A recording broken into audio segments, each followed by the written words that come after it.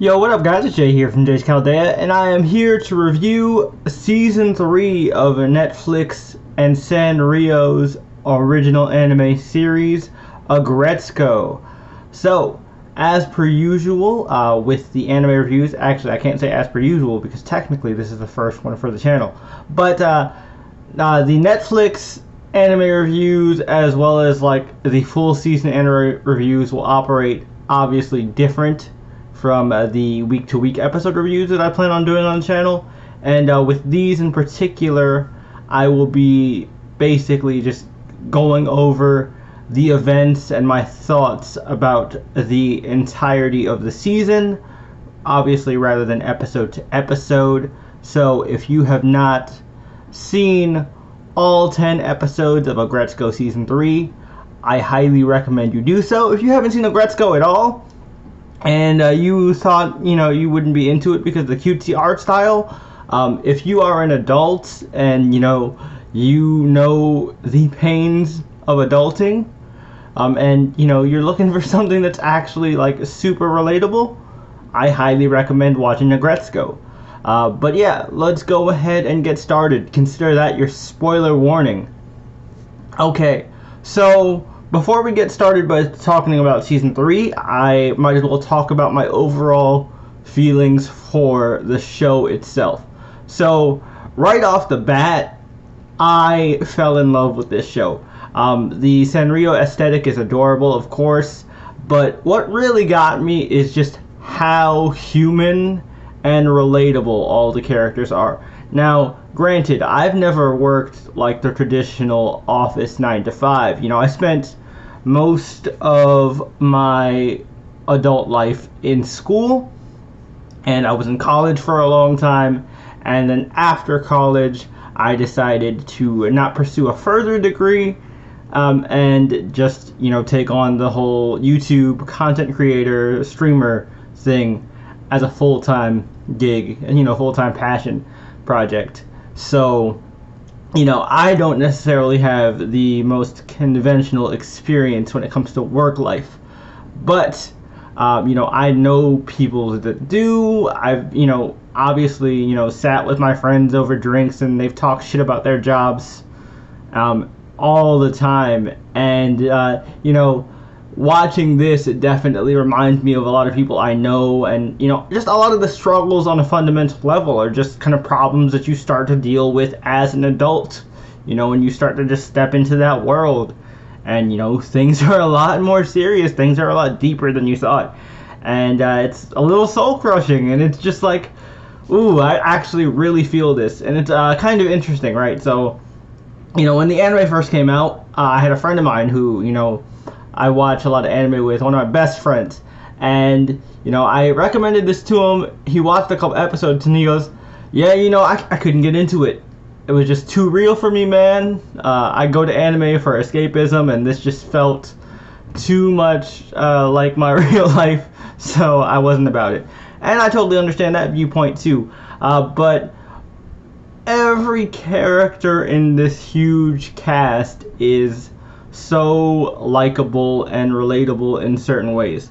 Aggretsuko is that, like, calm, quiet, shy, super nice person that everybody knows, but if you manage to push her button, she can go off, and it's really amazing to see kind of her character growth and development from this like meek, timid office worker to be able to stand up for herself, for her friends, for her own dreams, for her love life. It's just absolutely phenomenal. And again, you just kind of see how she deals with everyday adult problems, kind of just the fear of being alone, not being in a relationship, like the pressure from your parents of like, you're like 25 now, 26, you're gonna get married. I was married at 22. Like, yeah, it's a different time, you don't really kind of know how to deal with these problems as you're facing them, and that's kind of the thing Aggretsuko kind of excels in, right? She has a very much, fuck it, I'm gonna figure it out as I go type of mentality. And of course, as most mid-20-somethings can attest, it leads to a lot of dumb decisions, real dumb decisions, and heartbreak and pain. But at the end of the day, after all that, it leads to growth, and that's the biggest strength Aggretsuko has, is just amazing character growth all around, especially for our main cast. Now, like our boy Haida, Retsuko's co-worker and someone who has had a long time crush on Retsuko. He is a great character. He's super frustrating because I've had so many friends like him. Friends that, are comfortable with just keeping their feelings to themselves and not being able to say anything. They're just sitting there watching from afar, and it's just like, come on, man, just make your move, otherwise she's not gonna know. Women are not mind readers, contrary to popular belief. It's so frustrating, and you just root for him because he's your buddy. You definitely have a buddy like him if you yourself aren't him. Personally, my problem was never hiding my feelings. I've always been a person who wears his heart on his sleeve, much to his own detriment, and I have a hard time keeping my feelings and how I feel about people in. So I do not have the Haida problem, but I have several friends that do. And yeah, it's really frustrating, but also satisfying rooting for Haida and seeing him take those steps, seeing that growth and that development, not only with his relationship with Retsuko and his prospects of a relationship with Retsuko, but also just kind of figuring out his own flaws and developing, self-awareness as a person. I think that's really important. So that was really cool.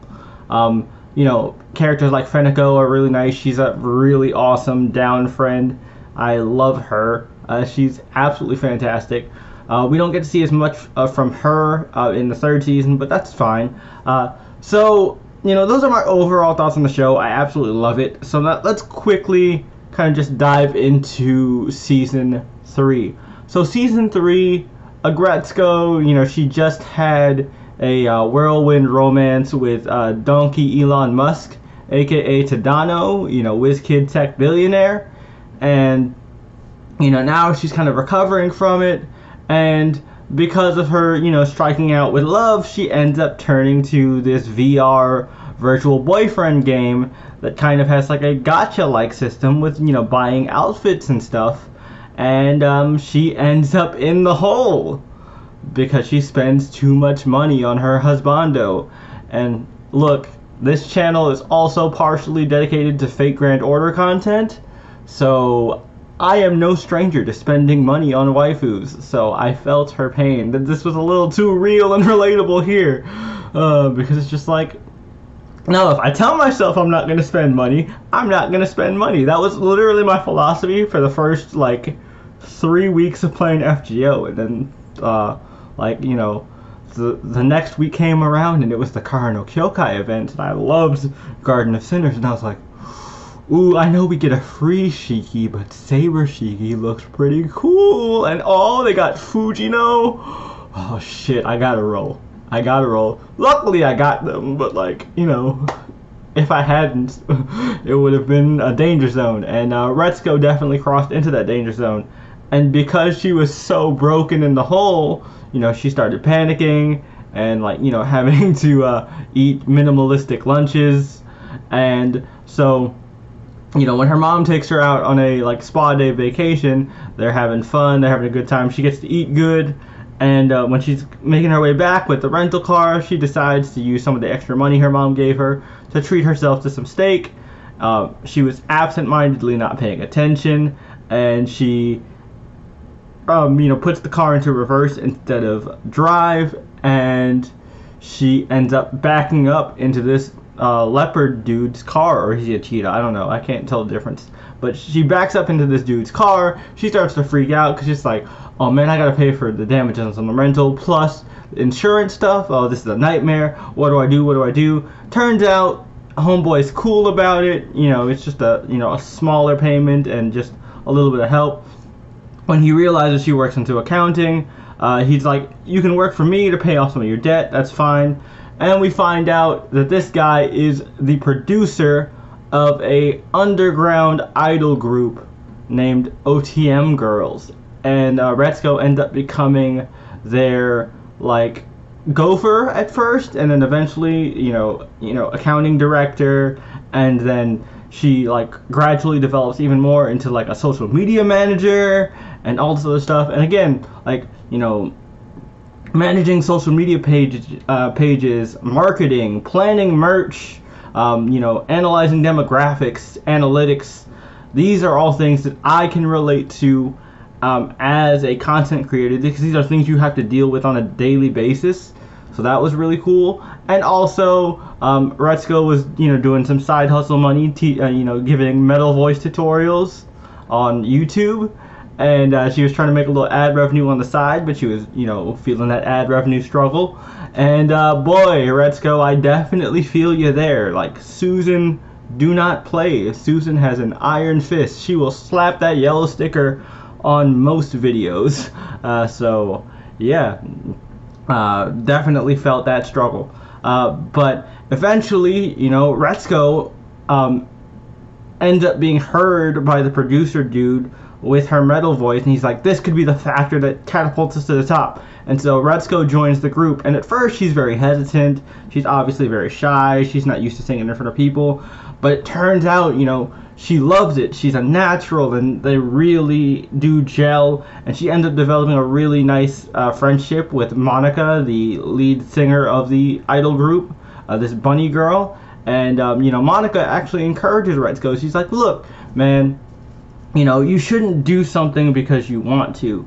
I do this because I love it. I chose this job. I decided to work for free because I love what I do. And again, I really relate to that. Like I said, a bit of my story was like, I did school for a very long time, got done with that, and then, I think in the middle of being in school, I think it was like my either sophomore or junior year of college, I started realizing that I really got into the whole YouTube thing, and it was doing well for me. It wasn't like blowing up, but it was doing way better than I expected, and I realized I was getting a lot more like satisfaction out of my hard work in YouTube more than my hard work in school. And that kind of tanked my school for a little bit, but I bounced back. But that's when I really realized that this is what I wanted to do, and so I pushed it forward with my full passion, and that's why I'm here today. And basically, Retsuko has that realization, and so she fully commits, and then she realizes, idol life isn't all sunshine and rainbows. And this is when we get into like really dark territory, because I'm not too familiar with the J-pop or K-pop scene, but I've heard plenty of horror stories about fans and idols. There are several different cases where prominent rising idols ended themselves because of pressures, because of fans, because of criticisms and constant harassment.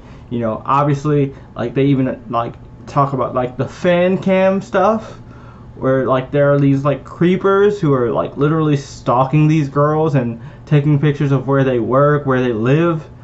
That shit was crazy, and it got really dark towards the end, where like the one crazy fan tried to kill Retsuko, but Haida ended up saving the day. He grew a pair. Sure, he had the nice safe option with Inumi, which is fine, but Haida was smart about it, because yeah, you could take the safe option and be happy for a little bit, sure, but if you just settle, then eventually you're going to end up feeling resentment at a certain point, and that's going to be reflected on the partner you ended up choosing to settle with, and that's not fair to them.